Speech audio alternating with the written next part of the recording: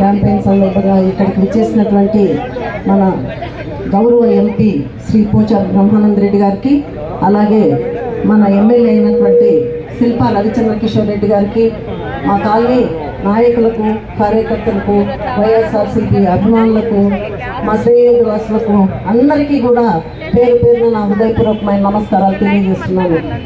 మరి మనకు ప్రజా సంక్షేమం అనగానే గుర్తుకు వచ్చే ఏకైక వ్యక్తి డాక్టర్ వైఎస్ రాజశేఖర రెడ్డి గారు. మరి రాజశేఖర రెడ్డి గారి పేరు వింటేనే ప్రతి ఒక్కరి గుండె కూడా బరువెక్కుతుంది ఈరోజు.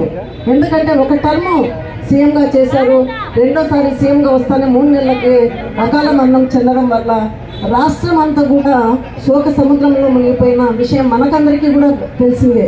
మరి మన కుటుంబ సభ్యులు చనిపోతే కూడా మనం 10 రోజులు భోజనం చేసామో లేదో, కానీ ఆంధ్ర ప్రజానీకం అందరూ కూడా ఆ రోజున 1 వీక్ 10 డేస్ దాకా ఎవరి ఇళ్లలో పోయి వెలిగించలేదంటే వారికి ఉన్న అభిమానము మనకందరికి కూడా ఈ రోజు కూడా అర్థమవుతుంది. మరి వారి తండ్రి ఆశయ సాధన కోసము వైఎస్ జగన్మోహన్ రెడ్డి గారు మన ముందుకు వచ్చారు 2009లో. మరి ఆ రోజున చాలామంది ఎమ్మెల్యేలు జగన్మోహన్ రెడ్డి గారికి ఒకటే చెప్పారు, రైతులకు రుణమాఫీ చేస్తామని చెప్పండి అని చెప్పేసి. కానీ జగన్మోహన్ రెడ్డి గారు ఆ రోజు ఒకటే చెప్పారు, నేను చెప్పింది చేస్తా కానీ నేను చేయలేనిది చెప్పలేను అని చెప్పేసి. ఆ రోజు కనుక ఆ విషయం చెప్పిందంటే 2009లోనే మన ముందుకు 2014లోనే మన ముందుకు సీఎంగా వైఎస్ జగన్మోహన్ రెడ్డి గారు వచ్చేవాళ్ళు. కానీ ఈరోజు మనం 2019లో చూసాం, మేనిఫెస్టోలో నవరత్నాలు అని చెప్పేసి 99% కంప్లీట్ చేసిన ఘనత ఈరోజు వైఎస్ జగన్మోహన్ రెడ్డి గారికి దక్కుతుంది. మరి ఈరోజు కూడా కొంతమంది ఎమ్మెల్యేలు సలహాలు ఇస్తున్నారు, అవి చేస్తామని చెప్పండి, ఇవి చేస్తామని చెప్పండి.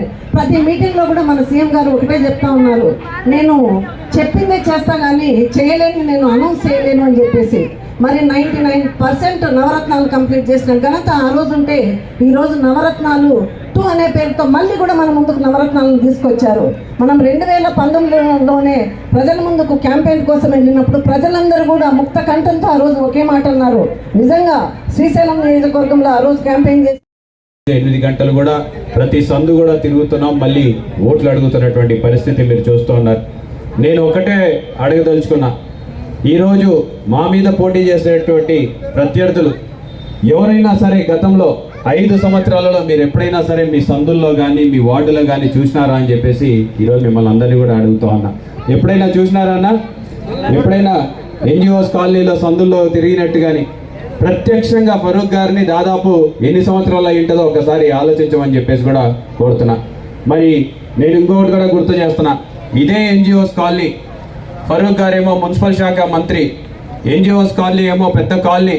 మరి మున్సిపల్ శాఖ మంత్రిగా ఉండి ఫరూక్ గారు ఎన్ని రోడ్లు వేసినారో ఒక్కసారి గుర్తు తెచ్చుకోమని చెప్పి కోరుతున్నా. మున్సిపల్ శాఖ మంత్రిగా ఉండి కూడా ఎన్జిఓస్ కాలనీలో ఒక్క రోడ్డు కూడా వేయలేకపోతే ఒక సాధారణ ఎమ్మెల్యేగా శిల్పా మోహన్ రెడ్డి గారు వచ్చిన మొదటి టర్మ్లో సుధాకర్ అన్న కౌన్సిలర్గా ఉన్నప్పుడు 10 కోట్ల రూపాయలతోటి ఇక్కడ రోడ్లు అనేవి మొట్టమొదటిసారి సీసీ రోడ్లు ప్రారంభించిందే శిల్పా మోహన్ రెడ్డి గారి హయాంలో అని చెప్పడానికి చాలా గర్వపడుతున్నాం. మరి శిల్పా మోహన్ రెడ్డి గారు రాక మునుపు ఎన్జిఓస్ కాలనీ ఎలా ఉంది, ఈ రోజు ఎన్జిఓస్ కాలనీ ఎలా ఉంది అనేది ఒక్కసారి ఇక్కడ చాలా మంది పెద్దలు ఉన్నారు, మీ అందరికీ గుర్తే ఉంటుంది. మరి ఒక్కటే ఆలోచించండి, నమ్మండి అంటున్నాడు జగన్మోహన్ రెడ్డి గారు. చేయిత ఇస్తున్నాడా? అయితే నేను జగన్ అన్న కంటే ఎక్కువ ఇస్తాను, ఈ ఒక్కసారికి నన్ను నమ్మండి అంటున్నాడు. లేకపోతే జగన్ అన్న ఇంటికాడికి పెన్షన్ పంపిస్తున్నాడా? ఈ ఒక్కసారికి నన్ను నమ్మండి, నేను జగన్ అన్న కంటే ఎక్కువ ఇస్తానని చెప్తున్నాడే కానీ 14 సంవత్సరాలు పరిపాలించారు కదా సార్, 14 సంవత్సరాలలో మీరు ఎందుకు జగన్ అన్న లాగా చేయలేకపోయినారు?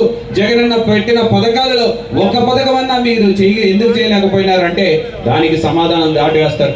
ఈ రోజు పెన్షన్ విషయంలో ఆలోచించండి. చంద్రబాబు నాయుడు గారి హయాంలో చంద్రబాబు నాయుడు గారు రాజశేఖర రెడ్డి గారు రాక మునుపు ముఖ్యమంత్రిగా 9 సంవత్సరాలు పరిపాలించినాడు. ఆ 9 సంవత్సరాల్లో ఒక పెన్షన్ రావాలంటే ప్రజలందరూ కూడా ఆ వార్డులో ఎవరో ఒకరు చనిపోతే